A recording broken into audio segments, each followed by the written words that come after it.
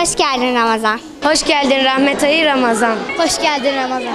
İslam'ın şartlarından biri olan oruç tutmak inşallah yaklaşıyor. Yarın inşallah İslam alimi olarak oruçluyuz.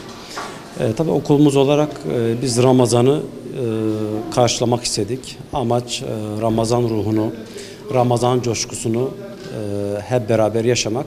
Öğrencilerimiz Ramazan ayı geldiği zaman gerek tuttukları oruçlarla sahura kalktıkları zaman veya teravih namazı kıldıkları zaman büyüdüklerinin farkına varıyorlar ve bu şekilde aileleriyle beraber Ramazan ruhunu yaşamış oluyorlar.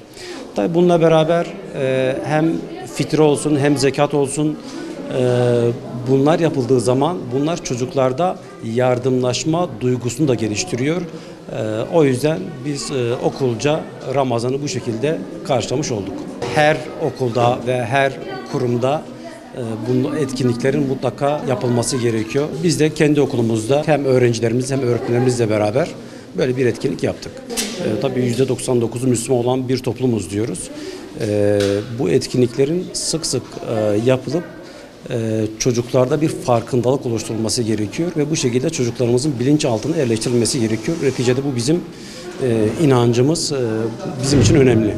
Bununla beraber hem sabırı hem yardımseverliği hem merhameti hem sevgiyi hem saygıyı hem haramlardan kaçmayı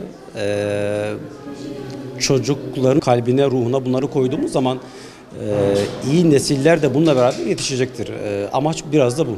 Yani İslam'ın 5 şartından biri olan oruç tutmayı çocuklarımıza biraz daha kazandırmak amacıyla, Ramazan'ın da gelişini bir coşkuyla kutlamak, çocuklarımıza bilinç kazandırmak amacıyla okulumuzda böyle süslemeler yaptık. Gerek sınıf bazlı olsun, gerek okul içinde olsun etkinlikler düzenledik. Hani umarım çocuklarımıza daha güzel bir bilinç oluşturabiliriz bu şekilde. Çocuklar beklediğimizden çok daha sevinçli ve heyecanlıydı. Hepsi birlikte böyle bir yardımlaşma havasında gerçekleşti. Gerçekten bizim için de güzel bir etkinlik oldu.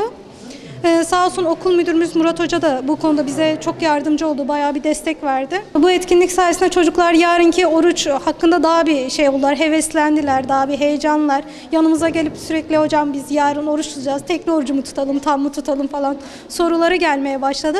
Hani güzel bir etkinlik oldu. İnşallah her sene de yapmayı düşünüyoruz bu şekilde. Bugün 5. ve 6. sınıf öğrencilerimizin de yardımıyla okulumuzda Ramazan'ın farkındalığını sağlamak amacıyla afişler filan hazırladık, görseller hazırladık. Hem öğrencilerin de bilgisi olsun, nasıl Ramazan geçireceklerinin farkında olsunlar diye.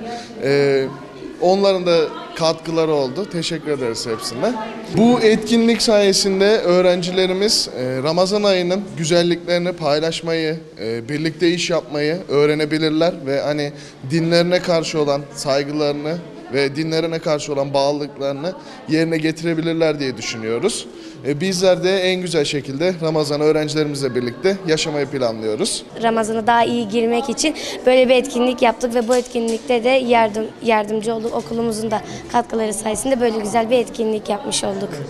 Öncelikle Ramazan'da neler yapabileceğimizi ve kendi sınırlarımızı zorlamadan daha kendimizi hem geliştirecek bir şekilde hem de kendimizi böyle daha mutlu hissedebilecek bir şekilde yazılan yazıları okuduk ve yazdık da bunları duvarlarımıza astık. Yani Ramazan'da olduğunda okula geldiğimizde o duvardaki yazıları göreceğiz ve belki onlardan etkilenip o yazıları uygulayacağız. Okulumuzda yapılan etkinlikten sonra daha düzenli oruç tutmaya, namaz kılmaya yöneleceğim. Güzel bir etkinlikti. Yarın Ramazan, ben Ramazan'da oruç tutacağım, sadaka vereceğim, namaz kılacağım. Ondan sonra Kur'an okuyacağım. Böyle güzel şeyler yapmayı öğrendik. Güzeldi. Hoş geldin Ramazan. Çok güzel bir etkinlik ve çok eğlenceli bir etkinlik oldu. Hoş geldin Ramazan yaz. Sadaka kumbarası hazırlayalım. Kur'an-ı Kerim oku dinleyelim.